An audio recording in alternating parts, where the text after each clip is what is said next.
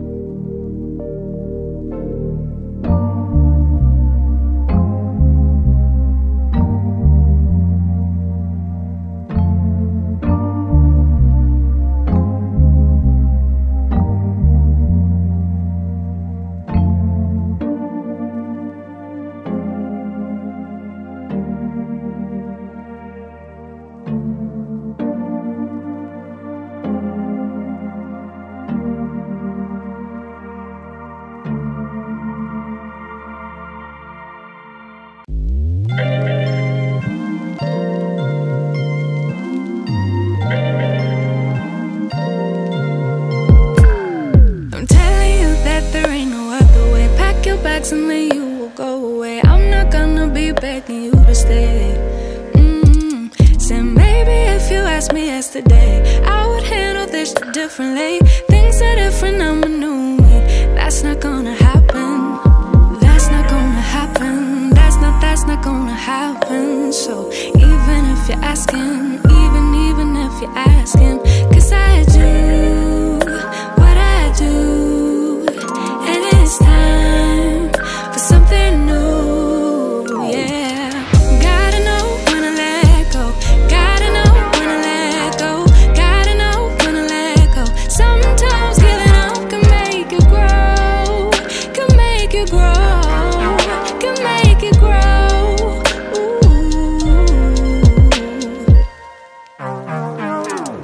Don't wanna be stuck in a spot, telling you it ain't what I thought.